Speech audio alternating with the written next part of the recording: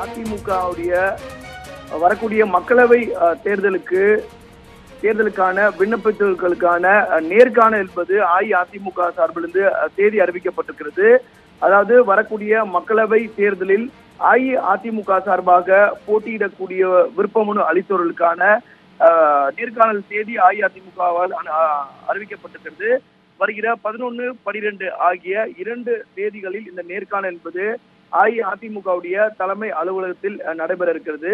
குறிப்பாக அஇஅதிமுக சார்பாக போட்டியிடக்கூடிய விருப்பம் தெரிவித்ததற்கான விருப்ப மனு என்பது கடந்த பிப்ரவரி 4ஆம் தேதி முதல் பிப்ரவரி 10ஆம் தேதி வரை வழங்கலாம் என தெரிவிக்கப்பட்டிருந்தது.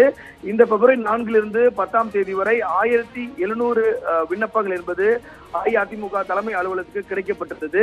இந்த 1700 நபர்களுக்கான நேர்காணல் என்பது வருகிற 11/3/2019 அதாவது வருகிற திங்கட்கிழமை மற்றும் 12/3/2019 அதாவது செவ்வாய்க்கிழமை ஆகிய 2 நாட்கள் நடைபெறும் என தெரிவிக்கப்பட்டிருக்கிறது. காலை மாலை என 2 பகுதிகளாக பிரிக்கப்பட்டு தொகுதி வாரியாக இந்த நேர்காணல் என்பது நடைபெற இருக்கிறது. குறிப்பாக 11/3/2019 தேதி அன்று காலை 9:30 மணிக்கு தொடங்கி பிற்பகல் 2 மணி வரை நடைபெறுகிறது. மீண்டும் பிற்பகல் 3லிருந்து தொடங்கி மாலை 6 மணி வரை ஒரு பகுதி என்பது நடைபெற இருக்கிறது. 2 நாட்கள் அதாவது 11, 12 ஆகிய 2 நாட்கள் தொகுதி வாரியாக விருப்பமனு அளித்தவர்களுக்கான நேர்காணல் என்பது நடைபெற இருக்கிறது. அதற்கு பிறகு நேர்காணலுக்கு பிறகு ஆய்வு செய்து அதிலிருந்து தொகுதி அதிமுக போட்டியிடக்கூடிய தொகுதிகளுக்கான வேட்பாளர் தேர்வு என்பது நடைபெறும். அதன் பிறகு அஇஅதிமுக சார்பாக வேட்பாளர் பட்டியல் வெளியிடப்படும்.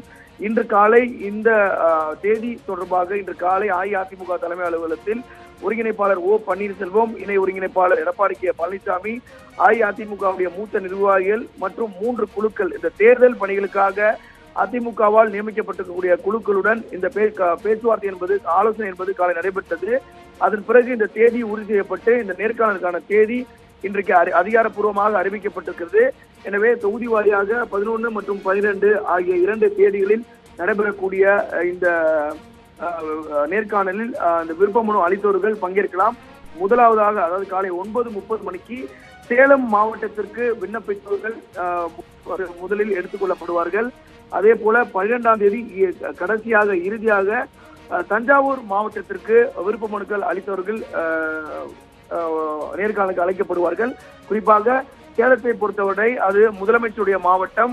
எனவே அதையும் நாம் கருத்தில் கொள்ள வேண்டும். இது அரசியல் ரீதியாக பார்க்க வேண்டும் என்று சொன்னால் அஇஅதிமுகவுடைய இணை ஒருங்கிணைப்பாளராக இருக்கக்கூடிய எடப்பாடி கே பழனிசாமி அவருடைய தொகுதி அவருடைய மாவட்டத்தை சேர்ந்த சேலத்திற்கு விருப்ப மனு அளித்தவர்களுக்கு முதலில் காலை 9:30 மணிக்கு 11/3/2019 அதாவது திங்கட்கிழமை காலை இந்த நேர்காணல் என்பது நடைபெற இருக்கிறது. நேர்காணலுக்கு பிறகு அதிமுக போட்டியிடக்கூடிய அந்த தொகுதிகளுக்கான வேட்பாளர் பட்டியல் இறுதியாக அறிவிக்கப்படும்.